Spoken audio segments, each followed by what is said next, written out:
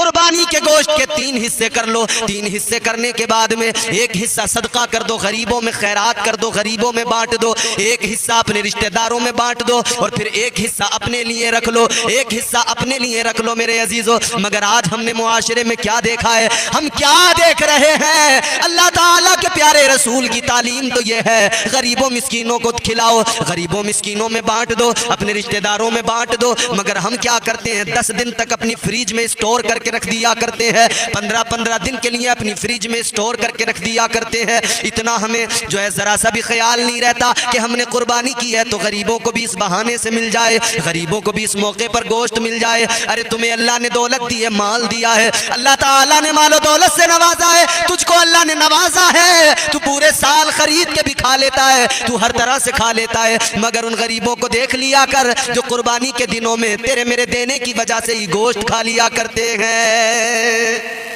उन गरीबों के बच्चे मुंतजिर रहते हैं कुर्बानी में, हमारे पड़ोसी, हमारे महल्ले वाले, हमारे गांव वाले हमें गोश्त ला कर देंगे, हम पका कर खाएंगे। क्या कभी तुमने सोचा है तुम्हारे घर के अंदर तो 10 तरह के पकवान तैयार हो रहे हैं, मगर गरीब के बच्चे उस मौके पर भी इंतजार करते रह जाते हैं, कोई गोश्त ला कर देगा। और कुछ गोश्त बांटने वाले ऐसे हैं जो रस्मन 2-2, 4-4 बोटियां तकसीम कर देते हैं। खुदा के लिए इतना तो दिया करो कि गरीब के बच्चे कुछ खा लिया करें, इतना तो दिया करो। और मेरा अपना मानना, और मेरा अपना नहीं बल्कि सूफिया का तरीका तो यह है, गोश्त भी गरीबों में दो।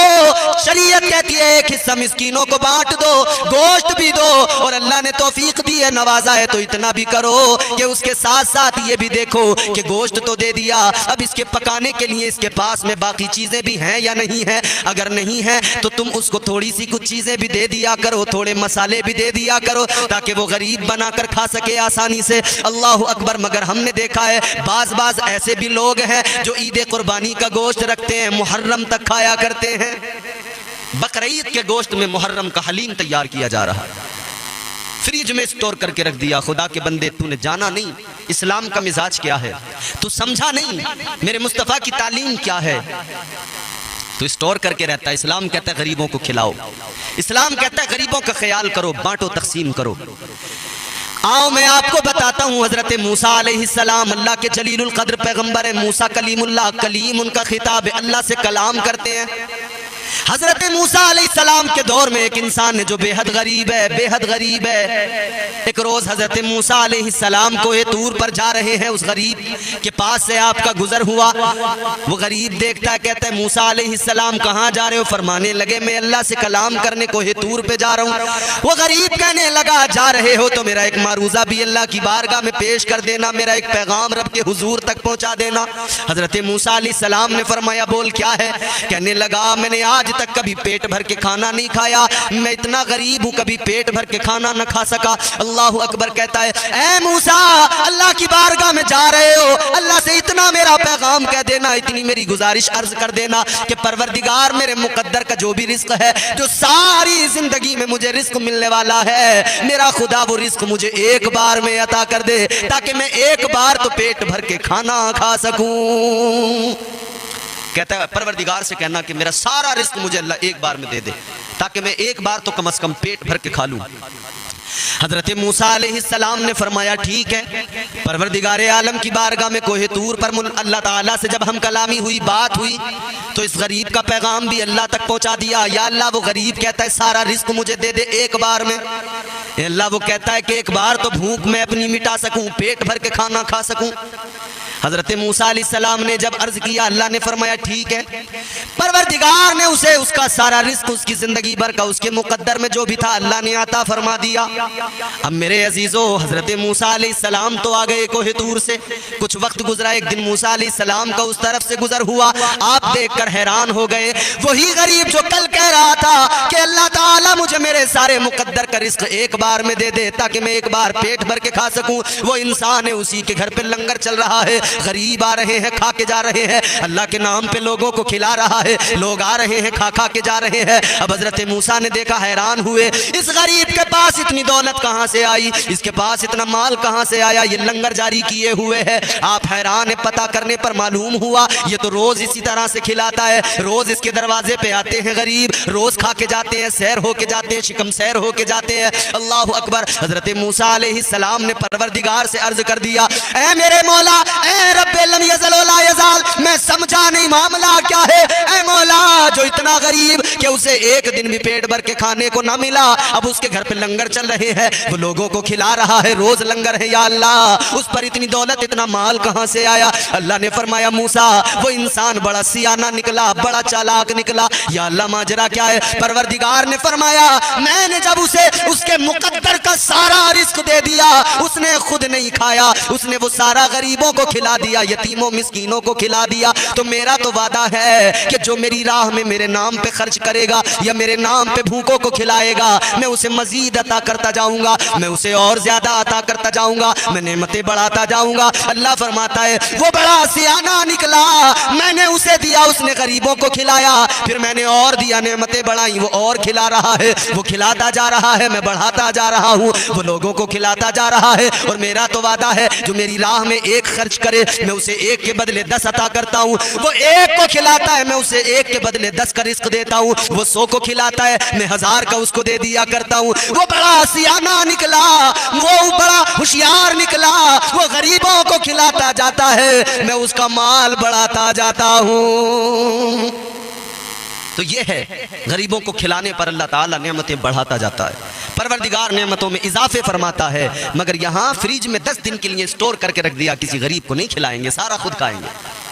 कभी कबाब बना रहे हैं, कभी जो है अलग अलग किस्म की डिशेस तैयार हो रही हैं। यूट्यूब पर इस वक्त देखो ट्रेंड चला है, फेसबुक पर देखो नए नए तरीकों के पकवान, वो कुक बैठे हुए सिखा रहे हैं। आ रही है बकरा ईद, आ रही है, ये कबाब बनाना, इस तरह का कौरमा बनाना, इस तरह से बकरे की चाप बनाना, इस तरह से आप ये करना, सारा सिखा रहे हैं।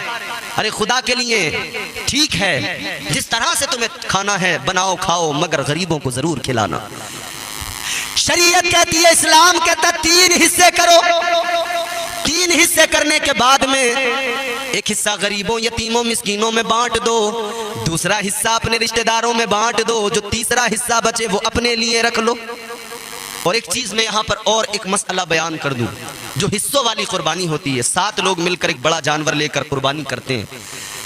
बास जगहों पर देखा गया, जब गोश्त तकसीम होता है तो अंदाजे से तकसीम कर दिया करते, इतना तुझे, इतना तुझे, इतना तुझे। कहते कम ज्यादा हो जाए तो माफ कर देना, सब अपने ही लोग हैं। लेकिन इस्लाम कहता है ऐसा हरगिज ना करना, नाप के तोल के देना, बराबर देना। एक बोटी किसी पर कम ना जाए, एक किसी पर ज्यादा ना जाए, इसलिए कि एक दूसरे में आपस में तो तुम अंडरस्टैंडिंग है, कह रहे हो कि एक दूसरे को माफ कर दिया। लेकिन अल्लाह का दीन, अल्लाह का प्यारा मजहब, परवरदिगार का अता करदा मजहब और मुस्तफ़ा करीम की दी हुई शरीयत कहती है, नाप के तोल के वजन करके बराबर तकसीम करो, कम ज्यादा ना होने पाए।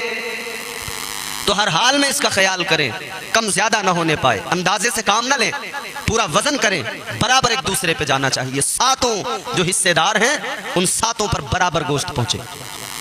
मगर यहाँ चल रहा है बस जैसे भी चल रहा है, खुदा के लिए कुर्बानी कर रहे हैं, पैसे खर्च कर रहे हैं, 5000 10,000, 5000 में 4000 में हिस्सा ले रहे हैं, 5-6 हजार में हिस्सा ले रहे हैं, या आप 10, 15, 20 हजार का कोई जानवर बकरा वगैरह लाकर कुर्बान कर रहे हैं, ज़िबा कर रहे हैं, तो आप इस पैसे को ख्याल रहे कि ये कबूल हो जाए कुर्बानी रब के हुजूर, पैसा भी बर्बाद न जाए और आपकी ये न्याजमंदी भी बेकार न चली जाए। तो लिहाजा इन तमाम चीज़ों का ख्याल रखें, तो गरीबों को ज़रूर खिलाएं। अच्छा, इस्लाम तो वो प्यारा मजहब है, इस्लाम तो कहता है गरीबों का ख्याल रखो ज़रूर। और कुरान अल्लाह का कहता है, याद है ना, एक दिन मरना है, कब्र में जाना है, फिर हश्र में उठना है, फिर हिसाब किताब, फिर जन्नत और दोज़ख। ऐ लोगों सुनो, जब मैदान महशर में जन्नत और दोज़ख का फैसला हो जाएगा, जन्नती जन्नत में, दोज़खी दोज़ख में चले जाएंगे, दोज़खी दोज़ख के अंदर होंगे, जन्नती जन्नत के अंदर होंगे। एक ऐसा मकाम होगा जहां पर दोनों आपस में बातें कर सकें। इधर से जन्नती जन्नत के अंदर से दोज़ख पर नजर डाल के देखते हैं, दोज़ख में दोज़ख वालों पर अजाब हो रहा है, जहन्नमियों पर अजाब होता देख रहे हैं। इधर जहन्नमी देख रहे हैं, उधर जन्नती देखो जन्नत में मजे कर रहे हैं, उनकी मौज है, जन्नत में बड़े आराम की सुकून की जिंदगी गुजार रहे हैं। एक ऐसा जन्नत में मकाम जहां से जन्नती दोज़खियों से बात करेंगे, जहन्नमियों से बात करेंगे। वो जन्नती कहेंगे, ऐ जहन्नम वालों, कौन सा ऐसा अमल था जिसने तुम्हें जहन्नम के गड्ढे में पहुंचा दिया? तुम्हारा कौन सा ऐसा अमल था जिसने तुम्हें दोज़ख में पहुंचा दिया? तो ये दोज़ख के अंदर से लोग कहेंगे, क़ालू लम नकु मिनल मुसल्लीन, ये दोज़ख वाले कहेंगे हमारा पहला अमल ये था, नमाज नहीं पढ़ते थे, हमने नमाजों को तर्क किया, जिसके इवज़ आज हमें ये नुकसान पहुंचा, हम दोज़ख में यानी जहन्नम में आ गए। और दूसरी बात वो कहेंगे वलम नकु नुतइमुल मिस्कीन, वो दोज़ख वाले कहेंगे दूसरा अमल हमारा ये था, हम यतीमों मिस्कीनों को ख्याल नहीं करते थे, यतीमों मिस्कीनों पर हमने कभी रहम नहीं किया, उन्हें खिलाते पिलाते नहीं थे, उनका ख्याल नहीं करते थे। गरीबों यतीमों मिस्कीनों का ख्याल ना करने वालों गौर करो, दोज़ख में दोज़खी कह रहे हैं वलम नकु नुतइमुल मिस्कीन। और मिस्कीनों के ताल्लुक से, यतीमों के, गरीबों के ताल्लुक से तो कुरान में मुताद्दिद मकामात पर अल्लाह ने फरमाया। परवरदिगार आलम का कुरान कहता है अरअयतल्लज़ी युकज़्ज़िबु बिद्दीन फ़ज़ालिकल्लज़ी यदउल यतीम वला यहुद्दु अला तआमिल मिस्कीन। तो जरूरी है कि हम मिस्कीनों का, यतीमों का ख्याल करें। ईद का दिन आता है, क्या हम देखते नहीं है? सारे के सारे देखकर अनदेखा कर दिया करते हैं। ईद के मौके पर हमारे घरों में शॉपिंग बड़ी होती है, महंगे महंगे कपड़े हमारे बच्चे खरीद के लाते हैं, पहनते हैं, मगर गरीबों के बच्चों को देखा गया ईद के दिन ईदगाह के रास्ते पर खड़े हो जाते हैं, कोई सुरमा बेच रहा है, कोई गुब्बारे बेच रहा है, कोई बच्चों के खिलौने बेच रहा है। किस बात ने उन्हें मजबूर किया कि वो ईद के दिन फटे कपड़ों में, पुराने बोसीदा लिबास में, ईद की खुशियों से अलग थलग होकर वो 2-2 रुपए के वो आइटम बेच रहे हैं, वो 5-5, 10-10 रुपए के वो गुब्बारे बेच रहे हैं। वो वहां पर खड़े होकर कोई कुछ बेच रहा है, कोई कुछ बेच रहा है। खुदा के लिए ऐ मेरी कौम के अमीरों, ऐ मेरी कौम के मालदार, अल्लाह ने जो दौलत दी है वो दौलत इसलिए नहीं दी कि तुम अय्याशियों में उड़ा दो, वो दौलत इसलिए नहीं दी कि तुम अपने शौक में उड़ा दो। अल्लाह ने माल इसलिए दिया है कि उस माल में तुम्हारा भी हिस्सा है, तुम्हारे घर वालों का भी हिस्सा है, और तुम्हारे साथ मुंसलिक तुम्हारे रिश्तेदार जो गरीब है उनका भी हिस्सा है। और जो अल्लाह ताला परवरदिगार आलम माल दे रहा है उसमें गरीबों का भी हिस्सा अल्लाह तुमको देता है। और ये भी आजमाइश है, कभी अल्लाह दे के आजमाता है, कभी अल्लाह लेके आजमाता है। एक वो जो फुटपाथ पे खड़े हो के भीख मांग रहे, अल्लाह उसको भी आजमा रहा है कि ये इस आलम में गुर्बत में भीख मांग रहा है, मगर मेरा साबिर और शाकिर है या नहीं है, मेरा शुक्र अदा करता है या नहीं। और एक वो है जो महलों में है, अल्लाह उसे भी आजमा रहा है कि ये मेरे नाम पर खर्च करने को तैयार भी है या नहीं, मैं दे रहा हूं तो ये मेरे गरीब बंदों को खिलाता पिलाता भी है या नहीं। आजमाइश है, इम्तिहान है मेरे भाई। अल्लाह ताला कभी दे के आजमाता है, कभी ले के आजमाता है। और हमेशा याद रहे, माल दौलत पे कभी गुरूर घमंड तकब्बुर न करना, ये आनी जानी चीज़ है। एक वो इंसान जो मखमल के गद्दों पे महलों में सोता हो, एक वो गरीब जो फटे लिबास में हमारे आपके सामने रहता हो, हम अपनी आंखों से देखते हैं, शायद कभी हमें लगता भी होगा कि ये गरीब आदमी है, इसकी क्या औकात, इसकी क्या हैसियत, क्योंकि यहाँ तो औकात और हैसियत मालो दौलत से समझते हैं ना लोग। जितना बड़ा हराम खाने वाला हो, जितना बड़ा भ्रष्टाचारी हो, करप्ट हो, अगर मालदार है लोग उसे कुर्सी दिया करते हैं, बड़ी इज्जत से बिठाया करते हैं। लेकिन गरीब हो, जिस्म पे फटा पुराना लिबास हो, चाहे जितना ज्यादा परहेजगार हो, लोग उसको जो है मुंह लगाने को तैयार नहीं होते। चाहे जितना ज्यादा शरीफ इंसान हो, लोग उस शरीफ की शराफत का मजाक उड़ाया करते हैं। ये हाल है आजकल, उस गरीब शरीफ इंसान की शराफत का मजाक उड़ाया जाता है। ये कौन कर रहा है? हम ही लोग कर रहे हैं ना। 4 पैसे आ जाएं तो अकड़ जाते हैं। मगर याद रखना, कभी किसी को दौलत की बुनियाद पर, मालदारी की बुनियाद पर उसके वकार को और उसके स्टेटस को नहीं जांचना परखना इस तरह से नहीं है, बल्कि पैमाना दूसरा है।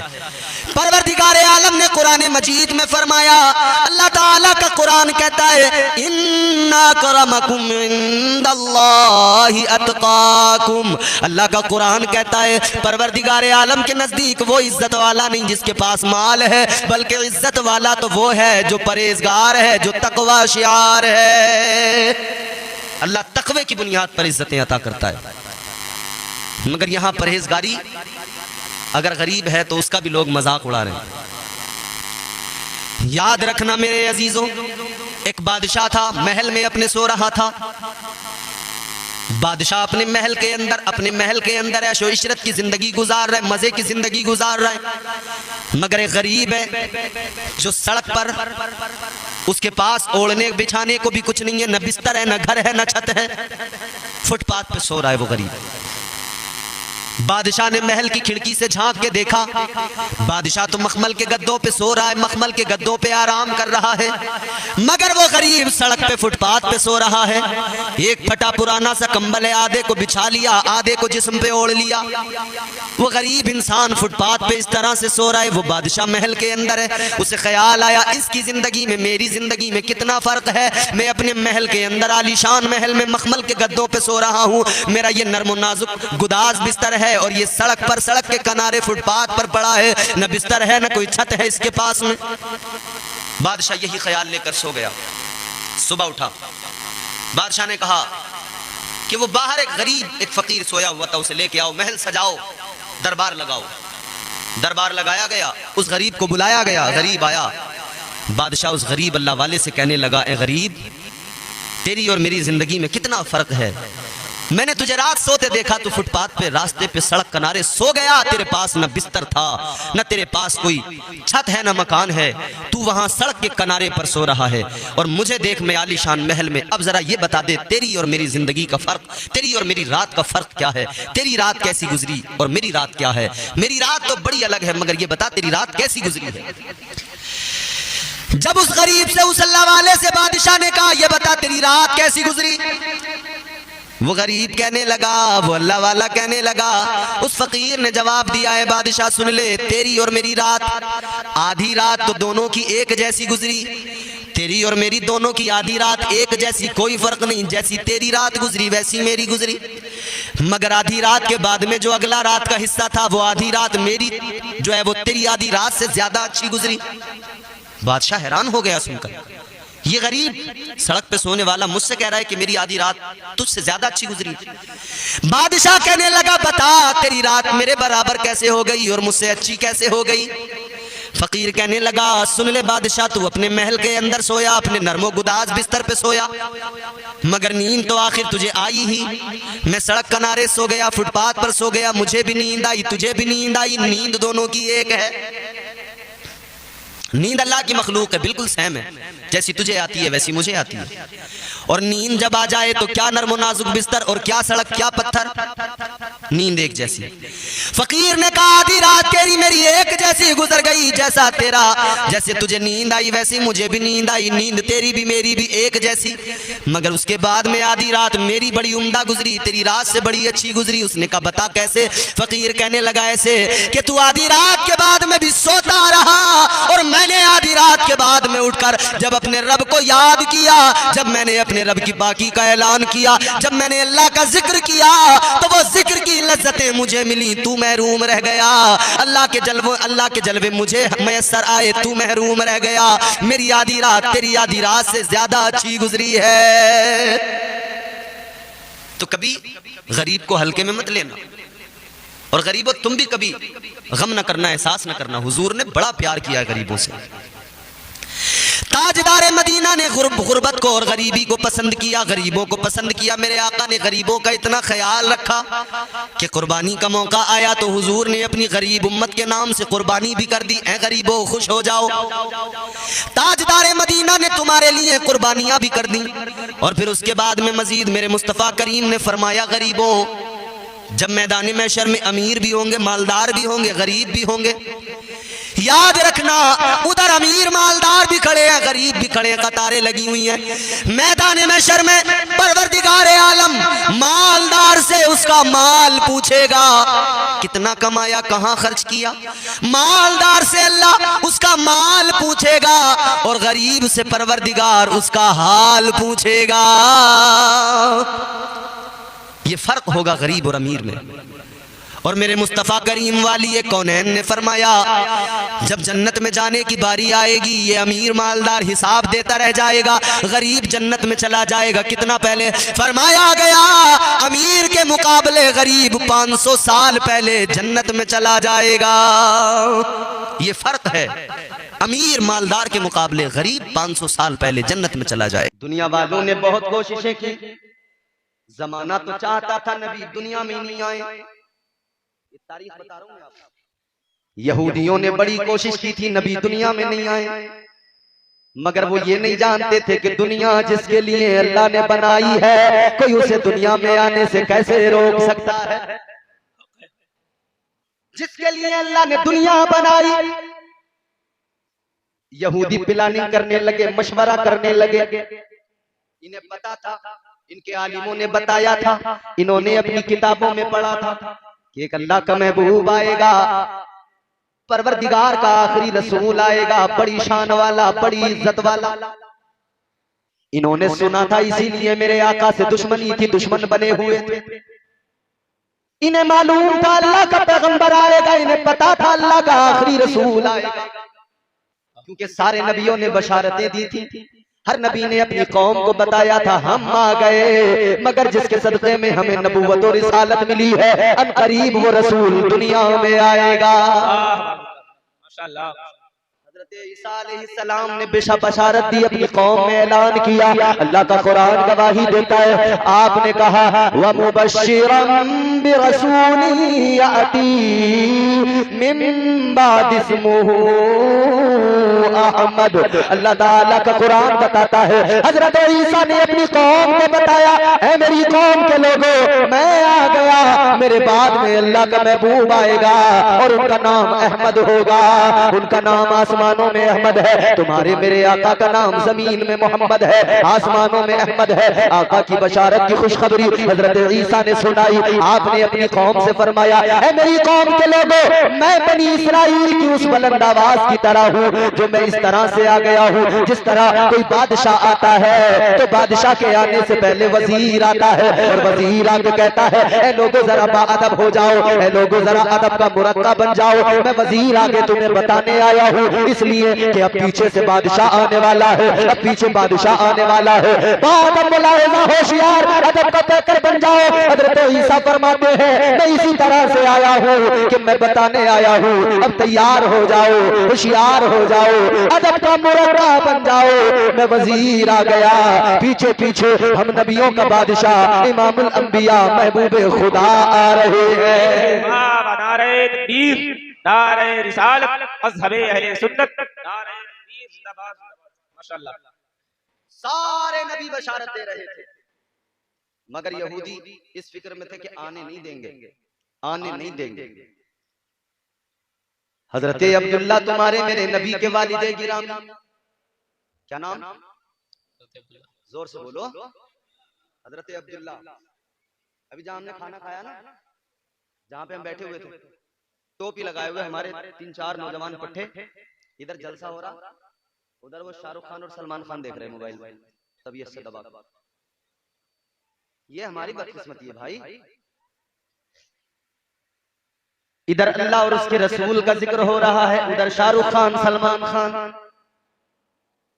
हाय क्या हो गया इस कौम की बदकिस्मती। तो देखो, शाहरुख खान का भी नाम याद, उसके अम्मा अब्बा का भी नाम याद, मगर शर्म की बात यह है, मुसलमान के बच्चे को अपने पैगंबर, अपने आका और मौला के वालिदे गिरामी का नाम मालूम नहीं है। नई फिल्म आ जाए, सब याद है, एक डायलॉग याद है उसका, नया गाना आए, पूरा गाना याद हो गया। जितनी बेहयाई की चीजें आई, सब की सब याद, मगर कलमा एक याद नहीं। बिस्मिल्लाह किसी को पढ़नी नहीं आती, नमाज किसी को याद नहीं। ऐ जलसा सजाने वालों, कहां गई मोहब्बत, कहां गया आका का प्यार, ये कौन सी मोहब्बत।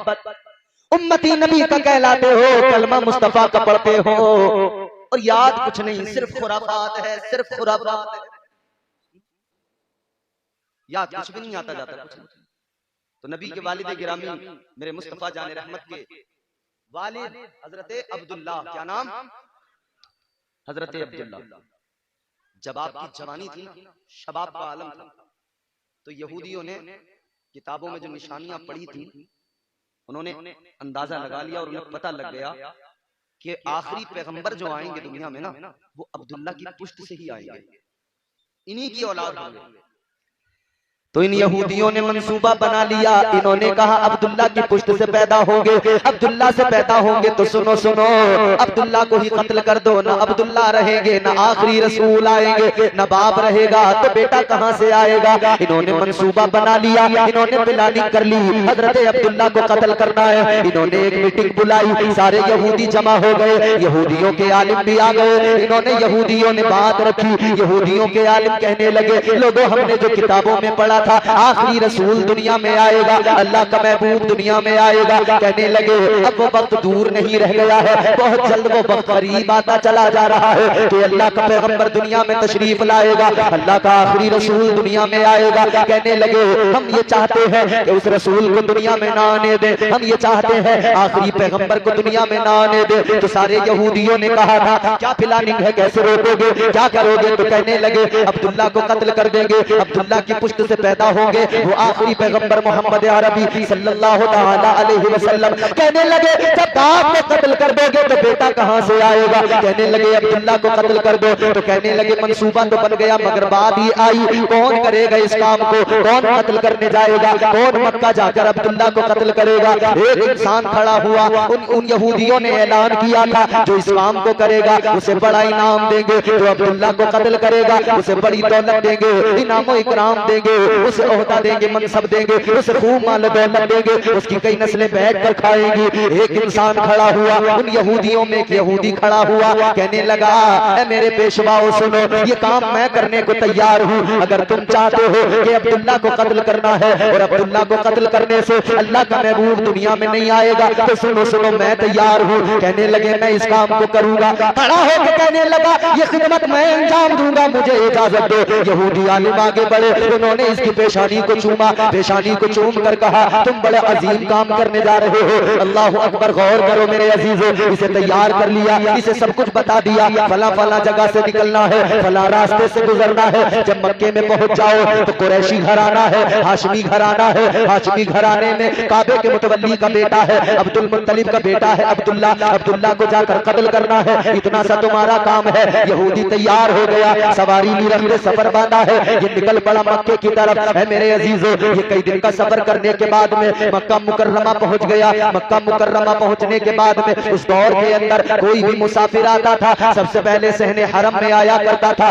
काबे की हुदूद में आता था, वहीं पर आकर बैठता था, वहीं पर आराम किया करता था। ये भी यहूदी आया, खाने काबा के अंदर आ गया। है मेरे अजीजों कौन सा दौर है जब काबे के अंदर पत्थर के बुत रखे हुए हैं, जब 360 बुतों से काबा जो है भरा हुआ है, काबे के अंदर बुत रखे हुए हैं। उस दौर के अंदर ये इंसान आया, ये काबे के अंदर हरम पाक में आ गया, हरम शरीफ में आकर ये थका हुआ भी था, ये थका हुआ भी था। इसे अब्दुल्ला का पता मालूम करना था। अभी अब्दुल्ला की उम्र ज्यादा नहीं थी, अभी तो यूं समझो कि बचपन ही था, तकरीबन बचपन की दहलीज पार कर रहे थे, जवानी की तरफ जा रहे थे। अल्लाह अकबर कबीरा। ये यहूदी जैसे ही आया हरम शरीफ के अंदर आकर, अब इसने सोचा किससे मालूम करूं, किससे पता करूं कि अब्दुल्ला कौन है, कहां मिलेगा। इसे हरम शरीफ के अंदर बच्चे खेलते नजर आए, इसने सोचा इन्हीं बच्चों से मालूम कर लूं, इसलिए कि बच्चे सच बोला करते हैं, बात बता दिया करते हैं। आपने भी तजुर्बा किया होगा, अगर आपके दरवाजे पे कोई आया या किसी के भी दरवाजे पर कोई आया, उसने कहा दरवाजा खटखटाया तो अंदर से इन्होंने कहा जाकर कहते बेटा अब्बू घर पे नहीं है, तो बच्चा जाके कह देता है अब्बू कह रहे हैं वो घर पर नहीं है, तो बच्चे तो सच बोला करते हैं। यहूदी ने कहा कि मैं बच्चों से मालूम करूंगा, बच्चे सच बताएंगे। यहूदी बच्चों के करीब आया, एक बच्चा बड़ा खूबसूरत नजर आया, एक बच्चा बड़ा हसीनो जमील नजर आया, उसके चेहरे की संजीदगी, उसके चेहरे की बुर्दबारी ने बता दिया यही बच्चा सच बताएगा, इसी बच्चे से मालूम करता हूँ। यहूदी आगे बढ़ा, उस बच्चे से मालूम करने लगा, ऐ बच्चे मुझे बस इतना बता दो इस मक्के के अंदर अब्दुल मुत्तलिब का पोता अब्दुल्ला कौन है, मुझे अब्दुल्ला से मिलना है। बच्चे ने कहा कौन हो, कहां से आए हो। कहने लगा मुसाफिर हूँ, अब्दुल्ला से मिलने आया हूँ, मुझे अब्दुल्ला से कोई काम है। अल्लाह अकबर कबीरा। जैसे इसने कहा मुझे अब्दुल्ला से कोई काम है, अब्दुल्ला से मिलने के लिए आया हूँ, अब्दुल्ला से मिलने आया हूँ। सुनो मेरी बैठ जाओ, मोहब्बत से बोलो सुभान अल्लाह। मेरी बिल्कुल फिक्र मत करो, बस मेरी तकरीर सुन लो। पंखा वंखा मशीन माइक तुम कुछ मत देखो, तुम मुझे देखो, किसी के चक्कर मत पड़ो कि इसका मुंह घुमा दो, इसे पीछे को रख दो, इसे आगे को रख दो, कुर्सी हटा दो, तुम्हें कोई जरूरत नहीं कुछ करने की, बैठ रहो ऐसे। मामला बिगाड़ मत बीच में।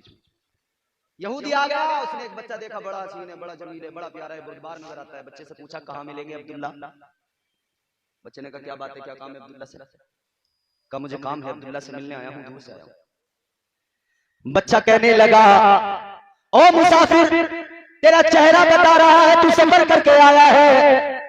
अब्दुल्ला का पता बताऊंगा, अब्दुल्ला से मिलाऊंगा, मगर जरा बैठ तो जा, अभी थका हारा आया है। जरा बैठ जा, जरा रुक जा, जरा सांस ले, जरा ठहर, फिर तुझे अब्दुल्ला का पता बताऊंगा। ये यहूदी बैठ गया। बच्चे ने कहा यही रहना, अभी आता हूं। बच्चा अपने घर पे चला गया। थोड़ी देर के बाद में बच्चा आया, हाथ में एक कटोरा दूध का लेके आया और थोड़ी खजूरें लेके आया।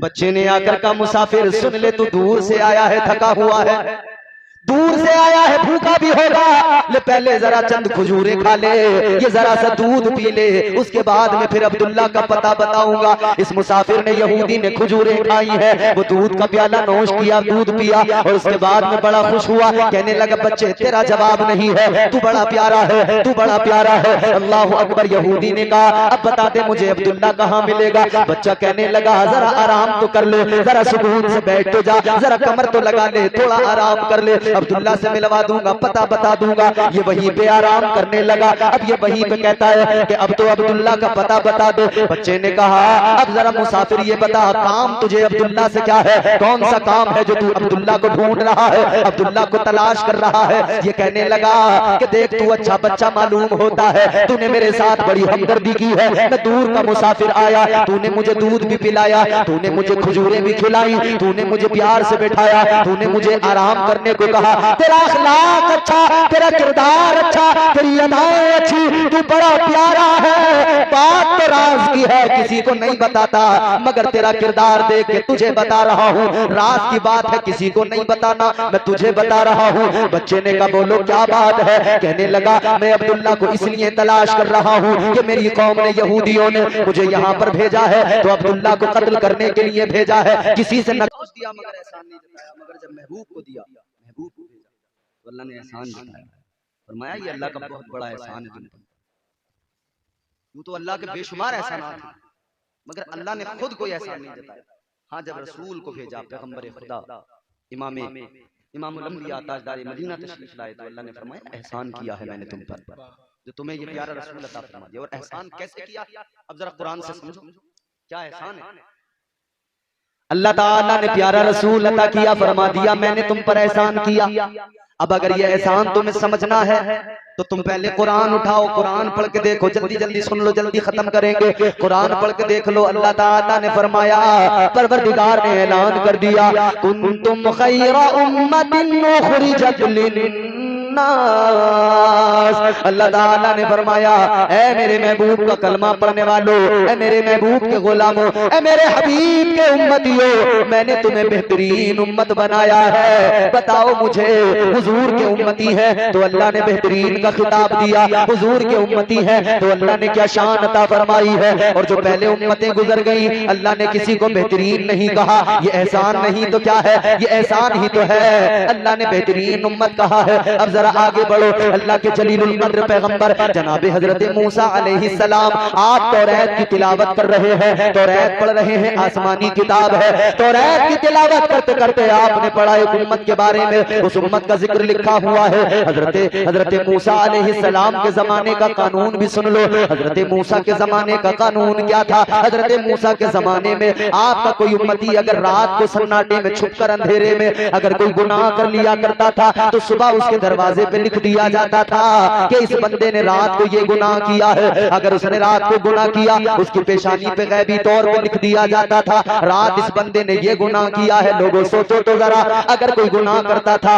उसका ऐब छुपता नहीं था, वो छुपकर भी करता था, अल्लाह उसके ऐब को जाहिर कर दिया करता था। उसका गुनाह दुनिया को पता लग जाता था, जग जाहिर हो जाया करता था। मगर सुनो सुनो, हजरत मूसा अलैहिस्सलाम तौरात पढ़ रहे हैं। आपने तौरात में पढ़ा एक उम्मत ऐसी आएगी एक उम्मत दुनिया में ऐसी आएगी, रात के अंधेरे में तो क्या, दिन के उजाले में भी अगर गुनाह करेगी, छुप कर तो क्या, अगर वो जाहिर होकर खुले तौर पर भी गुनाह करेगी, तब भी परवरदिगार आलम का उस उम्मत पर ये करम होगा, ये छुप कर नहीं खुल कर भी गुनाह करेंगे, अल्लाह फिर भी इनके गुनाहों पे पर्दे डाल देगा, अल्लाह गुनाहों की पर्दापोशी करेगा। हजरत मूसा ने इतना पढ़ा तो अल्लाह की बारगाह में हाथ उठा दिए, अर्ज करने लगे, ऐ परवरदिगार, ऐ खालिक कायनात, वो उम्मत मुझे अता कर दे, वो उम्मत मुझे दे दे।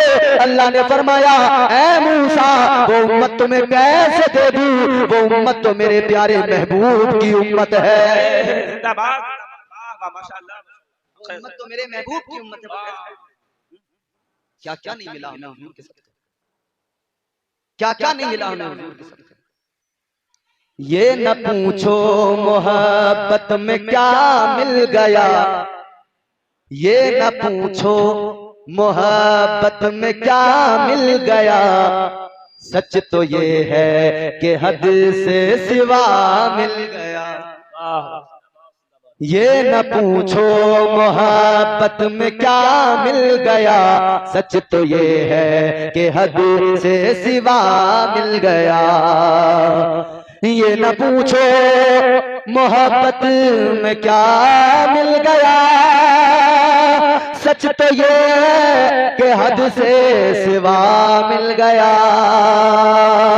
जिंदगी बन गई वाकई जिंदगी, जिंदगी बन गई वाकई जिंदगी, जब से मुझको करे मुस्तफा मिल गया। जिंदगी बन गई वाकई जिंदगी, जब से हमको करे मुस्तफा मिल गया। तो बंदा गुनाह करे इधर, अल्लाह पर्दे डाल दे गुनाहों, अल्लाह पर्दा पोशी फरमाए। हम उस नबी का मिलाद क्यों ना मनाएं जिसके सदक़े में अल्लाह ने इतने करम किए। अल्लाह ने हमें बेहतरीन उम्मत बनाया। क्या बनाया बोलो, कौन सी उम्मत? ये आप लोग भी बोल के बताओ, कौन सी उम्मत बेहतरीन? एक बात और बता दो मुझे यहीं पर, अल्लाह ने जितना बेहतरीन बना दिया, कोई कायनात में उतना बेहतरीन बना सकता है कोई ताकत? दुनिया के अंदर बड़े बड़े ताकतवर आए, बड़े बड़े मालदार आए, बड़े बड़े इल्म रखने वाले, बड़े बड़े दानिशवर दुनिया में पैदा हुए, मगर मेरे अजीजों, अल्लाह ताला ने जैसा जो कुछ बना दिया वैसा कोई कुछ नहीं बना सकता। ये हमारी बदनसीबी देखें, बदकिस्मती देखें। अल्लाह ताला ने फरमा दिया, मैंने तुमको बेहतरीन बनाया, बेहतरीन बनाया, मगर हमारे मुसलमान भाई, नौजवान भाई मुतमईन नहीं। अल्लाह फरमाता है मैंने बेहतरीन बनाया। ये नाई से जाके दुकान पे कहते हैं दाढ़ी निकाल के बेहतरीन बना दे। अल्लाह ने दाढ़ी के साथ बेहतरीन बनाया, ये कह रहे हैं इसे निकाल के बेहतरीन बना दे। मुझे बताओ कोई दुनिया का ऐसा नाई है जो अल्लाह से ज्यादा बेहतरीन बना सके? और वो भी मशवरा दे रहा है, कह रहा बोले भाई वो शीशे लगे हुए होते हैं ना बड़े बड़े, आदमी बैठ के देख रहा है, अरे यार कुछ काला सा हो रहा हूं मैं। वो कह रहा भाई साहब ब्लीच करवा लो, चमक आ जाएगी चेहरे पे, गिलो एकदम। ये बेवकूफ नहीं समझते कि उसका तो काम है, वो जितनी लगाएगा, जितनी घसेगा, उतने पैसे उसके बढ़ते जाएंगे। वो कह रहा है ब्लीच करवा लो, ये बेवकूफ साहब कह रहे हैं हाँ लगा दे मुझे बेहतरीन बना दे। उसने ब्लीच लगा दी, हाँ पूरा अंग्रेज बना पड़ा, बाल अच्छे भले जो चेहरे पे रुआ था सुनहरी बन गया, भूत हो गया बिल्कुल। ब्लीच से भी अगर दिल नहीं माना तो वो नाई कहने लगा एक बार मसाज और करवा लो। ये बोले बेहतरीन हो जाऊंगा, बोला बेहतरीन हो जाओगे, इसने कहा जल्दी लगा दे, मसाज भी करवा लो। मसाज पे बात नहीं रुकी, उसने कहा फेशियल करवा लो। ये बेवकूफ बोला हाँ वो भी कर दिया। क्यों? बोले बेहतरीन बना। नाई क्रीम बताता गया, ये लगवाता गया, वो बताता गया, लगवाता। अच्छा ईमानदारी से एक बात बताना, क्या नाम है तुम्हारे गांव का? भटपुरवा। भटपुरवा वालों एक बात ईमानदारी से बताओ, क्या क्रीम से कभी कोई गोरा हुआ है? बताओ। अगर क्रीम से कोई गोरा हो जाता तो वेस्ट इंडीज में कोई काला नहीं होता, सब गोरे होते। उनके पास पैसे ना आगे क्रीम खरीदने के। ये ब्लैक लोग जितने भी हैं, बड़ा बड़ा माल है इनके पास, बड़े खजाने हैं इनके पास। कई तो ऐसे ममालिक, मुस्लिम ममालिक, उनके पास तेल के कुएं भी हैं। यहाँ कुओं में पानी नहीं निकल रहा, वहां कुओं में तेल निकल रहा है। तेल के कुएं उनके पास, सोना उनके पास। अगर कोई क्रीम गोरा करने वाली होती, वो एक तेल का कुआं बेच के क्रीम की पूरी कंपनी खरीद लेते। उनके पूरे मुल्क में कोई काला नहीं होता, सब गोरे होते। मगर ये बता रहा है कहीं पे कोई काला है, कहीं पे कोई गोरा है। ये बता रहा है, पता लगता है ये अल्लाह का बनाना है। उसने किसी को गोरा बनाया, किसी को काला बनाया, ये उसकी तकसीम है। मगर उसने जिसको जैसा बना दिया, बेहतर बना दिया। उसके बनाए में कोई कमी नहीं, कोई नुक्स, कोई ऐब नहीं है। अल्लाह ने जैसा बना दिया। अगर कोई शीशे में अपना चेहरा देख के कहता हो मैं अच्छा नहीं, मैं खूबसूरत नहीं, मैं बेहतरीन नहीं, अपनी पिछली उम्मतों को देख ले, हाल पढ़ ले पिछली उम्मतों का। उन्हें अल्लाह ने बंदर बना दिया, उन्हें अल्लाह ने खंजीर बना दिया। तेरा चेहरा सलामत है, तेरा वजूद सलामत है, तेरी शबाहत सलामत है। चेहरा आईने में देखकर ये ना कहा करो मैं खूबसूरत नहीं, मैं काला हूँ, मैं ऐसा हूँ, मैं वैसा हूँ। ये कहा करो ये मेरे रब का फजल है, मैं गुनाहगार हूँ मगर फिर भी मेरा चेहरा सलामत है। वाह वाह, नारे तकबीर, नारे मसलके आला हज़रत मज़हबे अहले सुन्नत। मैं गुनाहगार मगर फिर भी मेरा चेहरा सलामत है। एक नाफरमानी पे अल्लाह ने चेहरे बिगाड़ दिए, एक नाफरमानी पे अल्लाह ने बंदर बना दिया। यहाँ तो पूरा दिन नाफरमानियों में गुजरता है। अच्छा, शैतान को जानते हो तुम लोग? बोल दे, शैतान को नहीं जानते? नहीं जानते शैतान? अब पक्की दोस्ती चल रही है शैतान से आजकल। आदमी किसी की मान नहीं रहा, अम्मा की नहीं मान रहा, अब्बा की नहीं मान रहा, मगर शैतान की जरूर मान रहा है। ये जितने भी तुम्हें मिलेंगे पौवे पे पौवा चढ़ाने वाले, कौन कह रहा है इनको? इनके अब्बा कह रहे हैं, अम्मा कह रही है, या मोहल्ले वाले कह रहे हैं पीले, वही तो है जो लेके जा रहा है। ये जो घिस घिस के फिर पत्ते में पैक करके खींच रहे हैं गंजेड़ी, कौन? कोई इनका रिश्तेदार आके कह रहा है इनसे कि तुम ये पियो, फिर इनकी मंडली इकट्ठी हो जाती है। जितनों को इकट्ठा कर देता है शैतान, वो मंडली पूरी तैयार हो जाती है। वही बैठ के मारते रहते हैं, खींचते रहते हैं, दनादन काम चल रहा। जुए पे जुआ खेल रहे हैं, शराब पे शराब पी रहे हैं। जुआ भी तबीयत से हो रहा है। और हमारी नई नस्ल जो है ना बर्बाद हो गई, ये नौजवान तबका। क्योंकि जुआ जो था ना वो थोड़ा एडवांस हो गया। पहले जुआ बग्गी बाग के जरिए होता था, लूडो के जरिए होता था। पहले जुआ ताश के पत्तों पे खेला जाता था। पहले जुए के ये तरीके होते थे। अब जुओं के तरीके बदल गए। अब चौकड़ी लगा के बैठ के जुआ नहीं खेला जाता। एक मोबाइल अगर पास में है तो अपने बिस्तर पे भी आदमी जुआ खेल रहा है। कभी IPL पे टीम बना के सट्टा लगा रहा है, कभी वो मोबाइल पे लूडो खेल के, कभी जंगली रमी पे खेल के वो सट्टा और जुआ खेले जा रहा है।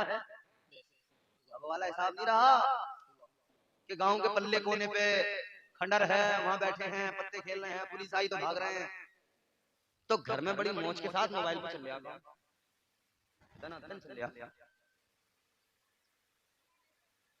याद रखना मेरे अजीजों, अल्लाह ताला ने कुरान मजीद में फरमा दिया और बता दिया ये काम तुम्हारे नहीं, किसके काम है?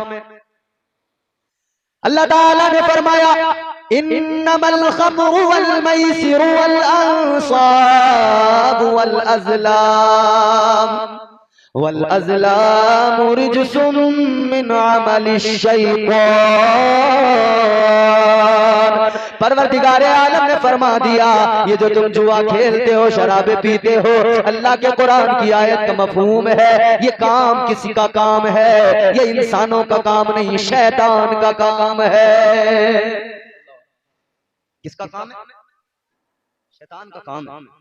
कर कौन रहा? मुसलमान।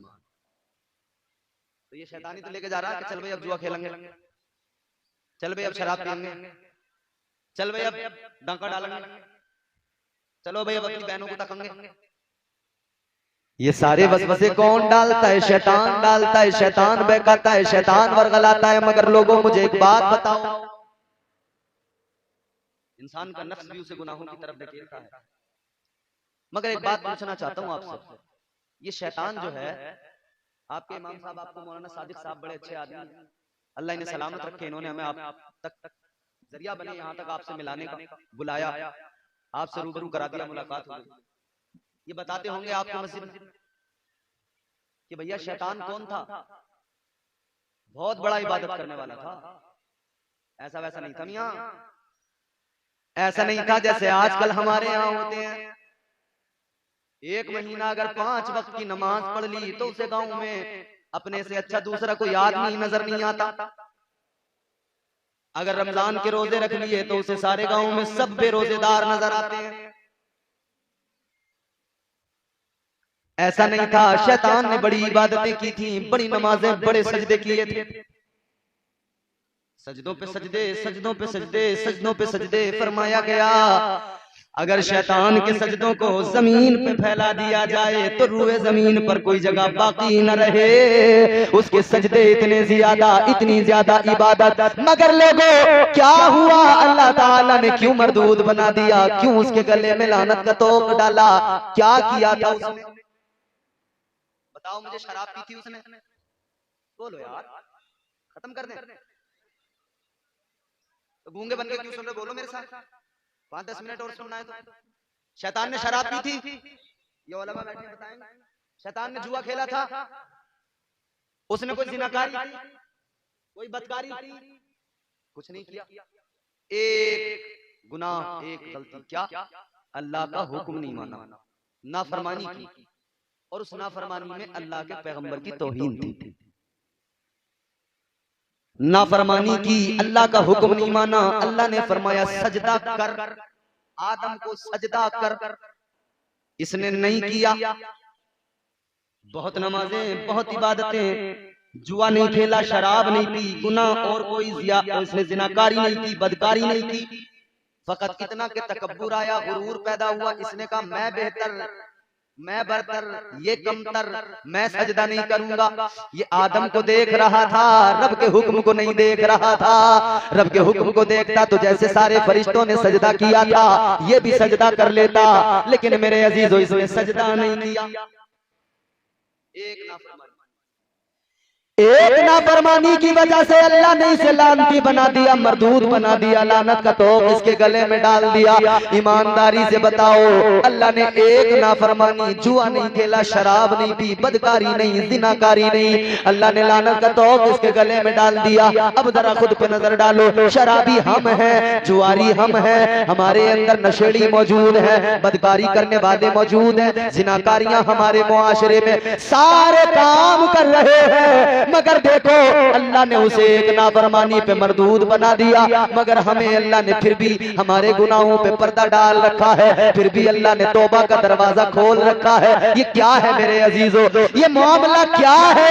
ये बात फकत इतनी सी है, इसमें तुम्हारा मेरा कमाल नहीं है, इसमें कमाल मदीने के ताजदार का है, इसमें आमिना के लाल का कमाल है कि हम मुस्तफा के उम्मती है, इसीलिए परवरदिगार गुनाहों पे पर्दे डाल देता। नारे तकबीर, नारे रिसालत, मसलके आला हजरत, मज़हबे अहले सुन्नत, नारे माशाअल्लाह। अल्लाह इसलिए फकत पर्दे डालता है कि तुम उसके महबूब की उम्मती हो, तुम्हें उसने बेहतरीन जो बनाया है। अल्लाह फरमाता है मैंने तुमको बेहतरीन बनाया है, मगर हमने बेहतरीन की डेफिनेशन को समझा ही नहीं। हम आईने में चेहरा देखते रहे, चलो आईने में चेहरा देखने का शौक है तो आईने में चेहरा भी देखो। घर जाओ, जलसे के बाद में शीशा उठाना, अपना चेहरा देखना, फिर याद करना, या अल्लाह तूने किसी को बंदर बनाया, तूने किसी को लानती बनाया, मैं अभी भी बिल्कुल वैसा ही, मेरा हुस्न सलामत, मेरा चेहरा सलामत। ये कमाल किसी और का नहीं, मदीने के ताजदार का कमाल है, इसलिए कि हुजूर के उम्मती हो। अल्लाह ताला ने कुरान मजीद में फरमाया, परवरदिगार ने महबूब से वादा कर लिया। अल्लाह का कुरान कहता है वमा कान अल्लाहु लियुअज़्ज़िबहुम व अंत फीहिम। अल्लाह ने फरमा दिया ऐ महबूब जब तक तू उम्मत के दरमियान मौजूद है तेरी उम्मत पर अजाब नहीं आएगा। हुजूर की उम्मती है इसलिए अजाब नहीं आता, वरना अमल, अरे अमल तो है ही नहीं भैया। नमाज एक वक्त की नहीं पढ़ते, रमजान में रोजा रखने को हम तैयार नहीं, हुजूर की तालीमात पे अमल करने को हम तैयार ही नहीं। हजरत अल्लामा कहफुल वरा साहब ने आपको कई बातें बताई, बड़े काम की। हद तो यहां हो जाती है कि जब हम कोई दीनदारी का काम भी करते हैं ना, उसमें भी हम कोई ना कोई खुराफात शामिल कर लेते हैं। अभी ईद मिलाद नबी का मौका आया, हर मोमिन को, मुसलमान को खुश होना चाहिए। वो मोमिन ही क्या जिसे नबी की आमद पर खुशी ना हो, क्योंकि घर में अगर बेटा पैदा होता है सारे खानदान को खुशी होती है, कपड़े बांटे जाते हैं, मिठाई तकसीम होती है। अपने घर में बेटा आए सबको खुशी होती है, उसकी सालगिरह पर केक कटता है, मिठाई बंटती है। ऐ लोगों, वो बेटा जिसका पता भी नहीं पड़ा होकर बनेगा क्या, वो हो सकता है नमाजी बन जाए, हो सकता है कोई डाकू मवाली गुंडा बन जाए, दोनों बातें हैं। मगर उसके पैदा होने पर यह हाल है खुशी का, तो उस नबी के पैदा होने पर क्यों खुशी न मनाई जाए कि वो नबी आया, जुल्म मिट गया, वो नबी आया, बुराइयां खत्म हो गई, वो नबी आया, कुफ्र खत्म हो गया, वो नबी आया, जिहालत खत्म हो गई, वो नबी दुनिया में आया, कमजोर लोग महफूज हो गए, वो नबी आया, मजलूमों को सीने से लगा लिया, वो नबी आया, बच्चियां जिंदा दफन हो रही थी, उसने मिन्हा फइन्नका रजीम व इन्ना अलैका लानती इला यौमिद्दीन। अल्लाह ताला ने मरदूद बनाकर निकाल दिया, फरमाया दफा हो जा, निकाल दिया। अल्लाह ने फरमाया तुझे कयामत तक के लिए लानती बना दिया गया। अल्लाह ने निकाल दिया, ये निकल रहा है, मगर निकलते निकलते अल्लाह की बारगाह में कहने लगा, या अल्लाह जा तो रहा हूँ मगर ज्यादा दूर नहीं जाऊंगा। अल्लाह ने फरमाया कहाँ जाएगा? कहने लगा लअक़उदन्न लहुम सिरातकल मुस्तक़ीम। कहता या अल्लाह मैं सिराते मुस्तकीम पर जाकर बैठ जाऊंगा, तेरे बंदों को बहकाऊंगा, जो तेरे बंदे तेरा कुर्ब हासिल करना चाहेंगे उनको बहकाऊंगा, गुमराह करूंगा, या अल्लाह वसवसे डालूंगा। अजीजाने गिरामी वकार, ये जो बर्बाद हुआ शैतान बना दिया गया, ये जो मरदूद बना दिया गया, क्या वजह? इसका तकब्बुर इसे खा गया, इसका गुरूर इसे खा गया, इसके तकब्बुर ने इसे बर्बाद कर डाला। मेरे भाई इतना तो समझ में आ जाता है, हर आम आदमी समझ लेगा, हर जिशऊर आदमी समझ लेगा, कम समझने वाला भी समझ लेगा कि गुरूर तकब्बुर ऐसी बला है कि जब शैतान इतना बड़ा इबादत गुजार न बच सका तो हमारा हाल क्या होगा। क्यों मेरे भाइयों, जरा गौर से सुनो, एक नाफरमानी की कितनी, अल्लाह का हुक्म नहीं माना, सजदा नहीं किया। बिलारी वालों मुझे बताओ, क्या शैतान ने शराब पी थी? बोलो, क्या शैतान ने जिना किया था? क्या शैतान जुआ खेलता था? खेला था उसने? एक नाफरमानी की थी, उसने अल्लाह का हुक्म नहीं माना, सजदा नहीं किया, तकब्बुर आ गया उसके अंदर। उस वक्त तक की बात मैं आपको बता रहा हूं, एक नाफरमानी की उसने, अल्लाह ने मरदूद बना दिया। ताजदारे मदीना के गुलामों, एक नाफरमानी, मगर अल्लाह का हुक्म नहीं माना ना, अल्लाह ने मरदूद बना दिया, शैतान बना दिया। उसके राज वो जाने, मगर मुझ जैसा कम इल्म इतना तो जरूर कह सकता है कि हमें अपने बारे में सोचना चाहिए। हम एक नाफरमानी नहीं बल्कि हर दिन सैकड़ों नाफरमानियां करते हैं, सुबह से लेकर रात तक नाफरमानियां, पूरा दिन नाफरमानियां। आंख जैसे ही खुली अल्लाह का नाम जबान पर नहीं आया, बल्कि सबसे पहले मोबाइल उठाया, मैसेज देखने लगे। रात भर में किसी ने व्हाट्सएप पे कोई मैसेज तो नहीं किया, स्टेटस देखने लगे। रात जो मैंने स्टेटस लगाया था उसका क्या हाल है? रात जो मैंने व्हाट्सएप पे स्टेटस लगाया था कितने लोगों ने देखा उसको? अच्छा, फिर पूरा दिन आप गौर कीजिए कितनी मर्तबा हम देखते हैं व्हाट्सएप को खोल खोल कर, फेसबुक को खोल खोल कर। हमारे जवान इंस्टाग्राम, व्हाट्सएप, फेसबुक, गूगल और न जाने कितने एप्लीकेशंस हैं, बार बार खोल के देखते हैं, बार बार बार बार बार बार बार बार। दिन भर में अगर 50 बार व्हाट्सएप खोल कर देख लिया तो कम से कम एक बार तो बंदे को यह ख्याल आना चाहिए मैंने 50 बार अपने आप से बंदा सवाल करे, मैंने 50 मर्तबा व्हाट्सएप तो खोल कर देख लिया। खुद से सवाल करो, क्या मैंने सारा दिन गुजार दिया? क्या मैंने पूरे दिन में एक मर्तबा अल्लाह का कुरान खोल के देखा है? खुद से पूछिए, अपने आप से सवाल कीजिए। पूरा दिन गुजर गया, मैंने 50 बार व्हाट्सएप तो देख लिया, क्या मैंने एक बार कुरान देखा? नहीं देखा। शबे बारात गुजरी, लोगों ने मैसेज कर दिए व्हाट्सएप पे एक दूसरे को, ग्रुप में देखो मैसेज पे मैसेज आ गए। क्या अगर मुझसे किसी का, अगर मेरी वजह से किसी का दिल दुखा हो, कोई गलती मुझसे हो गई हो तो मुझे माफ कर देना। सब ने एक दूसरे को मैसेज कर दिए, एक दूसरे को मैसेज पहुंच गए, अगर किसी का दिल दुखा हो तो खुदा के लिए मुझे माफ कर देना, अगर मुझसे कोई गलती हो गई हो तो मुझे माफ कर देना। ये आज का मुसलमान, व्हाट्सएप वाला मुसलमान, फेसबुक वाला मुसलमान, फेसबुक पे लंबी पोस्ट तो कर देता है मेरी गलती को मुआफ कर देना, व्हाट्सएप पे मैसेज तो कर देता है मेरी गलती को मुआफ कर देना, लेकिन घर के अंदर भाई से नाराजी है, 1 साल हो गया बातचीत बंद है, व्हाट्सएप पे मैसेज तो कर रहा है, अपने भाई से मुआफी मांगने को तैयार नहीं है। वाह सोशल मीडिया के मुसलमान, तूने दुनिया को मैसेज डाल दिए, मुझे माफ कर देना, माफ कर देना। बाप का रोज दिल दुखा रहा है, बाप से माफी मांगने को तैयार नहीं है। माँ से ऊंची आवाज में बात कर रहा है, माँ माँ माँ, जिसने पैदा किया, जिसके कदमों के नीचे तेरी जन्नत है, उससे माफी मांगने को तैयार नहीं। एक हदीस सुनिए हुजूर की, अल्लाह की नाशुक्री हम बराबर करते हैं, लेकिन कभी ख्याल बेदार नहीं होता कि हम अल्लाह के शुक्रगुजार बंदे बने और हम उसके तरीकों के मुताबिक जिंदगी गुजारें, उसके अहकामात के मुताबिक जिंदगी गुजारें। आज हर आदमी कहता है मैं जन्नती, मैं जन्नत में जाऊंगा। बिल्कुल अल्लाह ताला सबको जन्नती बनाए, मगर आका की एक हदीस सुनो मेरे भाइयों, मुस्तफा जाने रहमत ने फरमाया 3 लोग ऐसे हैं, जन्नत तो बड़ी चीज है, उनको जन्नत की खुशबू भी नहीं मिलेगी। अल्लाह अकबर। कितने लोग?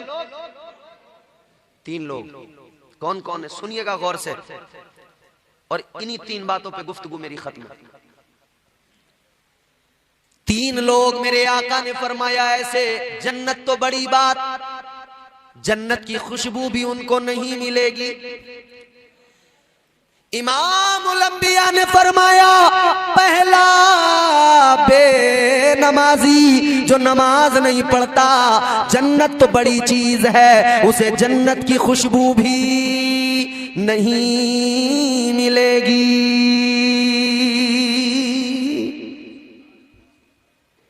खुद अपने आप से पूछ लीजिए भाई, अपना फैसला खुद कीजिए, अपने लिए खुद मुंसिफ बन जाइए। हम कितने वक्त की पढ़ते हैं? क्या हम वाकई नमाजी हैं? क्या हमारी पेशानियां अल्लाह के हुजूर झुकती हैं? नमाजी बनिए, नमाजी। नमाज मेरे आंखों की, मेरे आका की आंखों की ठंडक है, नमाज दीन का सुतून है, नमाज जन्नत की कुंजी है, जन्नत की चाबी। नमाज बहुत जरूरी है, बहुत इंपॉर्टेंट है। आज हमारे यहां मॉडर्न कल्चर आ गया ना, ज़बानी दीनदार तो बहुत हैं, मगर अमल करने वाले दीनदार कम। जान लीजिए हो जाएगा चेहरा नूरानी और दिल में चमक आ जाएगी, तुम रोज कलामे पाक पढ़ो, सांसों में महक। हालत ये है, अल्लाह खैर फरमाए, ये सच्ची बात है। बाप को अगर बेटे से कोई बात, बाप बूढ़ा हो गया ना, ये जवान हो गया, इसमें ताकत आ गई, तो बाप डरता है बेटे से कहूं कैसे। अगर बाप को कोई काम है बेटे से, वो सोचता है कहीं ऐसा ना हो मेरा बेटा बुरा ना मान जाए, कहीं मुझ पे गुस्सा ना करने लगे। माँ की तबीयत खराब है, बीमार है, दर्द से घर के अंदर चारपाई पे कराह रही है, मगर हिम्मत नहीं हो रही कि बेटे से कह दे बेटे मैं बहुत बीमार हूं, मुझे दवाई दिला दे। क्यों? क्योंकि माँ डर रही है बेटा गुस्सा न करने लगे। जान लो अगर ये कैफियत है घर के अंदर तो समझ लेना तेरी जन्नत तुझसे बहुत दूर निकल गई। घर जाके खुद से काम में कारोबार में मसरूफ रहने वाले फुर्सत नहीं मिली कि इस बात पर तवज्जो करता, मगर महसूस करो, जाकर देखो कहीं ऐसा तो नहीं है मेरे माँ बाप मुझे कोई बात बताते हुए मेरे गुस्से की वजह से खामोश रह जाते हो, कहीं दर्द में तकलीफ में यूं ही मुब्तला न रह जाते हो। मेरे भाइयों, माँ बाप का हक बहुत है औलाद पर। माँ बाप ने बहुत मेहरबानियां की हैं, माँ बाप ने बड़े कर्म किए हैं। जानते हो, बड़े से बड़ा पत्थर का कलेजा रखने वाला इंसान भी हो, सर्दियों का मौसम हो, ठंड की लंबी लंबी रातें हो, खतरनाक सर्दी कि जब आदमी बिस्तर पे लेटता है जल्दी बिस्तर गर्म नहीं होता, ठंडे बिस्तर में इंसान परेशान होता है। मगर ऐसे वक्त में किसी का बूढ़ा बाप अगर आवाज दे बेटा इधर आ, फर्मा बरदार बेटा उठकर जाएगा, कहेगा जी अब्बा क्या? अब्बा कहेंगे बेटा मुझे हाजत के लिए जाना है। बेटे ने बाप को पकड़ा, उठाया, हाजत के लिए लेकर गया। हाजत से बाप फारिग हुआ, उसके बाद में लाकर बिस्तर पे लेटाया। अब ये बेटा फिर अपने बिस्तर पे आया, इसने अपने बिस्तर के अंदर लेटकर अब सोच रहा है बिस्तर जरा गर्म हो जाए तो मुझे नींद आ जाए। अभी बिस्तर गर्म नहीं हो पाया था कि बाप ने फिर आवाज लगा दी, उस बूढ़े कमजोर ने फिर आवाज लगा दी बेटा जरा इधर आ। बेटा उठकर चला गया। बाप ने कहा बेटा मुझे हाजत के लिए जाना है। बेटा फिर उठाकर लेके गया। बाप हाजत से फारिग हुआ, फिर इसने बाप को बिस्तर पे लिटाया। वो ठंडा बिस्तर ठंडा ही रहा, ये फिर जाके बिस्तर पे लेटा। अभी बिस्तर गर्म नहीं हुआ था, फिर बाप की आवाज आ गई। बड़े से बड़ा मजबूत कलेजा रखने वाला भी इतना तो कह देगा, ए अब्बा क्या बात है, बार बार आवाजें दे रहे हो, सोने नहीं दे रहे हो। अब्बा मेरा बिस्तर भी गर्म नहीं होता कि तुम मुझे बुला लेते हो। मगर जान लेना मेरे भाई, अगर ये भी लफ्ज जबान पर आ गए तो ये भी तेरे लिए नुकसान है, क्योंकि कुरान कहता है अपने माँ बाप को उफ भी न कहना, उफ़्फ़िन वला तनहरहुमा वक़ुल लहुम उफ़्फ़िन वला तनहरहुमा। अल्लाह का कुरान कहता है अपने माँ बाप को उफ भी न कहना, अपने माँ बाप को तुफ भी न कहना। तो या अल्लाह क्या कहें? अल्लाह का कुरान कहता है बस इतना कहना, अपने रब की बारगाह में हाथ उठाना, कहना वक़ुल रब्बिरहमहुमा कमा रब्बयानी सगीरा। ऐ मेरे मौला, मेरे माँ बाप पर ऐसा रहम फरमा जैसा इन्होंने बचपन में मुझ पर रहम किया था। बेशक बेशक। नारे तकबीर, नारे रिसालत, जश्न दस्तार बंदी, जश्न दस्तार बंदी हजरत मौलाना इम्तियाज बरकाती साहिब किबला। बहुत माँ बाप को सताने वालों जान लो, माँ के कदमों के नीचे जन्नत है, बाप उस जन्नत का दरवाजा है। ताजदारे मदीना इमामुल अंबिया ने फरमाया अगर माँ बाप का दिल दुखाया है तो जान लेना तेरे सजदे, तेरी इबादतें अल्लाह ताला तेरे मुंह पे मार देगा। तेरी एक इबादत कबूल नहीं होगी, एक सजदा कबूल नहीं होगा। याद रख लो मेरे भाइयों, अपने रब को मनाओ और तरीका ये माँ बाप को राजी कर लो। माँ बाप अगर राजी हैं तो अल्लाह और उसके रसूल भी राजी। दूसरा वो जो माँ बाप का दिल दुखाए, माँ बाप को सताए, फरमाया जन्नत तो बड़ी बात है, उसे जन्नत की खुशबू भी। आखिरी तीसरा कौन?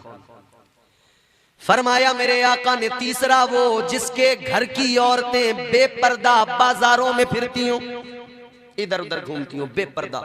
आका फरमाते जन्नत तो बड़ी चीज है, जन्नत की खुशबू भी। बोलिए, ये जो दुपट्टियां ओढ़ ओढ़ के हमारे घरों की औरतें बाजारों में टहल रही हैं,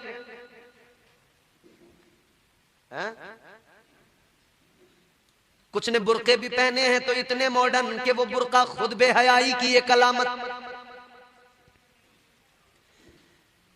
जान लीजिए फरमाया मेरे आका ने एक औरत 4 मर्दों को दोज़ख में लेकर जाएगी। उसका बाप, उसका भाई, उसका शोहर, उसका बेटा। क्योंकि अल्लाह जब हुक्म देगा ना फरिश्ते दोज़ख में डाल दो इसे, कहेगी अल्लाह मेरा बाप भी जिम्मेदार है, इसने कभी कुछ नहीं कहा मुझसे, मेरा भाई भी जिम्मेदार है, इसने मुझे कभी नहीं रोका, बहन बेपर्दा ना घुमा कर। कहेगी मेरा शोहर भी जिम्मेदार है, इसने भी कभी नहीं कहा, ये तो दोस्तों को बुला के कहता था देखो भाभी कैसी है। बेटा वो भी जिम्मेदार है, उसने भी कभी नहीं कहा मां अगर तू पर्दे में नहीं रहेगी तो मैं तुझसे बात नहीं करूंगा। एक औरत 4 मर्दों को दोज़ख में लेकर जाएगी। अजीजान गिरामी वकार, संवारिए अपने आप को, बेहतर बनाइए, साबिर और शाकिर बनिए, अल्लाह की रजा में राजी रहिए। वो जिस हाल में रखे उस हाल में राजी रहिए। हम बंदे हैं, हमारा काम है उसकी रजा में राजी रहना। हम बंदे हैं, हमारा काम है अपने रब, अपने परवरदिगार के नाफिज करदा कवानीन और अहकामात उन पर अमल करना और शरीयत के ऐन मुताबिक जिंदगी गुजारना। ये हमारा काम है और हमें नवाजना हमारे खुदा का काम है। वो नवाजने पे आए तो नवाज दे जमाना, वो करीम ही जो ठहरा तो करम का क्या ठिकाना। वो हमारे नबी उनके हम उम्मती, वो हमारे नबी उनके हम उम्मती, उम्मती तेरी किस्मत पे लाखों सलाम। ये मामूली बात नहीं है, ये मामूली एजाज नहीं है, ये बहुत बड़ा तमगा है जो अल्लाह ने अता किया है। हुजूर का उम्मती बना दिया अल्लाह ने, और बहैसियत उम्मती हम पर अल्लाह ने कितना करम फरमाया और कितना हमसे प्यार किया, दिल तड़प जाएगा। कितनी नवाजिशें हैं हुजूर के सदक़े में अल्लाह की। हम तो गुनहगार ठहरे। इस यहाँ शियार मैं आपको जरा बताता हूं कि अल्लाह ने करम कितने फरमाए हैं हुजूर के सदक़े में। मोहब्बत और अकीदत के साथ अब आपको मेरी बातें सुनना है और परेशान बिल्कुल मत होना। इंशाअल्लाह मैं कोशिश करूंगा कि जहां तक आपकी तबीयतें गवारा करें बस वहां तक मैं सुनाऊं, उसके बाद में इख्तिताम। दिल लगाकर मोहब्बत से कह दें सुभान अल्लाह। माशाअल्लाह आवाजें सब लोगों की निकल रही हैं और ठीक ठाक लोग हो गए हैं। तो और जरा सा चूंकि इब्तिदा है, आगाज है, तो मेरा हौसला बढ़ाने की गरज से भी और नेकियों में इजाफा करने की गरज से भी एक मर्तबा और दिल के साथ कह दें सुभान अल्लाह। परवरदिगारे आलम खालिक़े कायनात रब्बे लम यज़ल व ला यज़ाल ने जब कलम को पैदा फरमाया, अल्लाह ताला ने कलम से फरमाया कलम लिख। कलम अर्ज करने लगा या अल्लाह क्या लिखूं। अल्लाह ताला ने फरमाया ऐ कलम आदम अलैहिस्सलाम की उम्मत का कानून लिख दे। कलम अर्ज करने लगा मौला कानून क्या है। अल्लाह ताला ने फरमाया कलम लिख दे जितने नेक, जितने परहेजगार, जितने तकवा शियार, जितने मुत्तकी होंगे सब जन्नत में जाएंगे और जितने गुनहगार होंगे सब दोज़ख में जाएंगे। कलम ने कानून लिख दिया। अल्लाह ताला ने फिर फरमाया कलम अब जरा शीस पैगंबर की उम्मत का कानून लिख दे। कलम अर्ज करने लगा मौला इस उम्मत का कानून क्या है जरा वो भी इरशाद फरमा दे। तो अल्लाह ने फरमाया कानून वही पुराना, कोई तब्दीली नहीं। ऐ कलम लिख दे जितने नेक होंगे, परहेजगार होंगे, तकवा शियार होंगे सब जन्नत में और जितने गुनहगार होंगे दोज़ख में जाएंगे। कानून लिख दिया गया। जनाबे नूह अलैहिस्सलाम की उम्मत का कानून लिखा गया, कोई तब्दीली नहीं, वही कानून है पुराना। नेक जन्नत में जाएंगे, गुनहगार दोज़ख में जाएंगे। सारे नबियों की उम्मतों के कवानीन लिखे गए, सारे रसूलों की उम्मतों के कवानीन लिखे गए। 1,24,000 कमोबेश अंबियाए कराम रसूलाने इज़ाम की उम्मतों के कवानीन लिखे गए, कोई तब्दीली नहीं। कानून एक ही है, नेक जन्नत में जाएंगे, गुनहगार बोल सकते हैं आप, एक ही कानून है, कोई तब्दीली नहीं।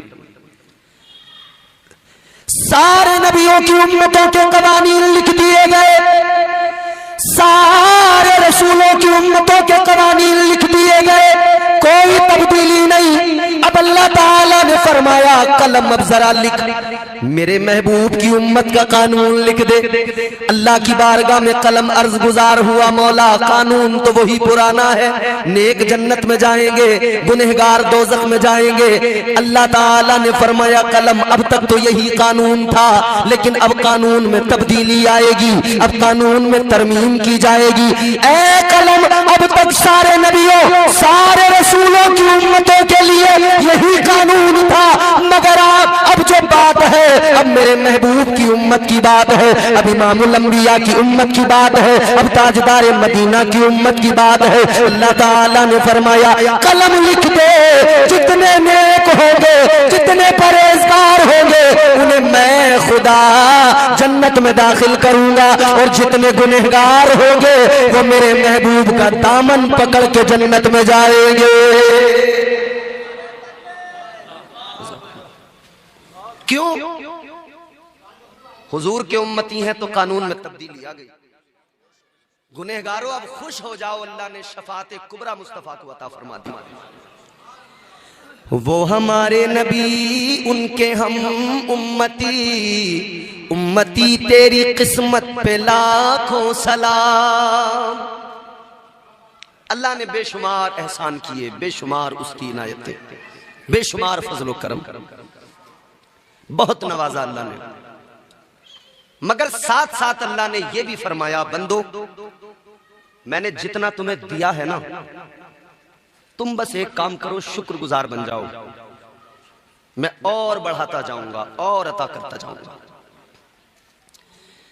तुम मेरा शुक्र अदा करने वाले बन जाओ, तुम बस शुक्र अदा करते रहो, इतना मिलेगा, इतना मिलेगा, दामन तंग हो जाएगा तुम्हारा, नेमतें बंद नहीं हो सकती। अल्लाह बहुत नवाजने वाला, वो नवाजने पे आए तो नवाज दे जमाना, वो नवाजने पे आए तो नवाज दे जमाना, वो करीम ही जो ठहरा तो करम का क्या ठिकाना।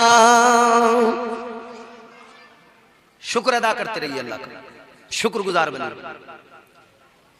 हम लोग दर हकीकत बात यह है, शिकवे करते हैं, शुक्र अदा नहीं करते। शिकवा हर बात पर है हमारा। सर्दी ज्यादा हो जाए तब हम शिकवा करने लगते हैं, ओहो बड़ी सर्दी है। गर्मी ज्यादा हो जाए तब शिकवा करने लगते हैं। बारिश अगर ज्यादा हो जाए तब शिकवा करने लगते हैं। जरा सा बुखार आ गया तब शिकवा करने लगे, अल्लाह से शिकायतें। सर में जरा सा दर्द हुआ तो शिकवा करने लगे। अल्लाह ने पड़ोसी को नवाज दिया, उसने अच्छा मकान बना लिया तो हम शिकवा करने लगे। बात बात पर हम शिकवा किया करते हैं, शिकायतें किया करते हैं। इसके बजाय अगर हम शुक्र अदा करने वाले बन जाएं तो सूरत हाल मुख्तलिफ होगी।